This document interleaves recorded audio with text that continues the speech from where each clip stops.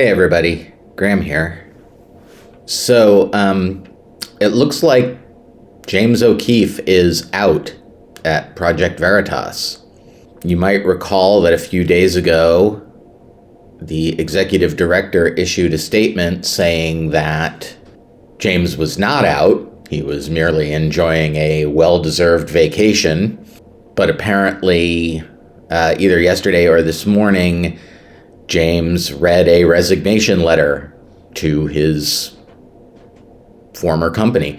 Now, it's not 100% clear whether James is out entirely or is just out as CEO, but I can't imagine that he would be ousted as CEO and want to stay on. Like, you know, if I founded a company and my name was pretty much synonymous with that company, if I got deposed as the CEO, I'd be out. I'd say, all right, you guys have it. I'm going to go do something else. Despite the admonitions from Project Veritas, it is not very difficult to see the hand of Pfizer at work here. Project Veritas comes out with the biggest story of their entire existence. A story that could reasonably send people to jail. And suddenly, there's dissension in the ranks at Project Veritas. And suddenly they're soliciting feedback from employees. And suddenly, James is made out to be some kind of tyrant. And then suddenly he goes on vacation. And then suddenly he resigns. I mean, is there any proof? Not really. But the sequence of events is pretty clear. And I mean, you know, if you've been around for a while, you know how the world works. It's pretty obvious what happened. And I'm speculating here, but it seems to me that somebody at Pfizer got in touch with, you know, their powerful friends, their people in government and people who are big corporate donors to Project Veritas, and they basically said, you know, you're toast if you don't get rid of O'Keefe. The bind there is that they're toast anyway. And James O'Keefe was Project Veritas. I still remember the very first sting that he did on Acorn, where he was pretending to be a pimp. And nobody knew who he was at that point. And then suddenly everybody knew who he was. And then Project Veritas came along. And in every story that Project Veritas has done, James has been the face out there. Yes, they have other reporters, but James is the one who's narrating the story, who's introducing the footage, and who's out there promoting it.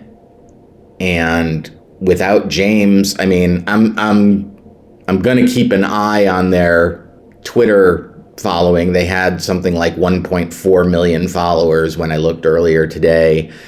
And, you know, I'll look again tonight and see how many they've dropped, or maybe I'll go on Social Blade or something and check it out. But I have a feeling they're going to lose a lot of support to the point where I don't imagine they're going to survive much longer. I can't really even see them going another year, because without James, who are they?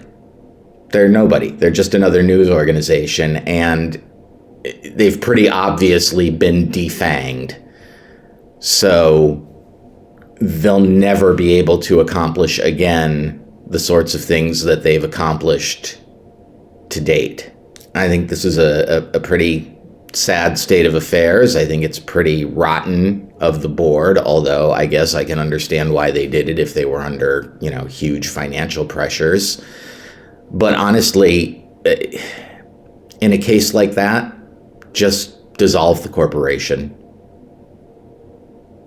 I mean, James is the corporation. James is Project Veritas, whether you like it or not. I know there's a lot of other people who work there, but without James, There's nothing. It's like Pirates without Johnny. It just doesn't work.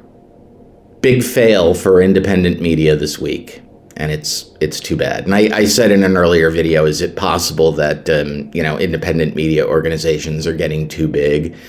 Maybe it is. I mean, maybe, if they need the kinds of donors that can lean on them this hard, then maybe they're too big to actually try to accomplish what they need to accomplish. Maybe these sorts of small investigative things need to happen at a much more micro scale so that they can't be pushed around by big moneyed interest. What the world needs is 10,000 James O'Keefes without any corporate apparatus around them. Just tell your stories and get them out. I think that's what the world needs. So anyway, that's what's going on with that. A little bummed out about it, but I'm also excited to see what the next thing that James is going to do is. My hope, although I can't see this actually happening because I've got to assume that there are clauses in his contract that prevent this, but I would love to see James go Project Veritas on Project Veritas and tell us the actual story of what really happened behind the scenes there, because I think that would be fascinating. But anyway, I just wanted to get this out there, let you all know, and there you go. I will talk to you guys in the next one, hopefully pretty soon. And I hope you're having a great day. And I will see you soon. Graham out. Bye.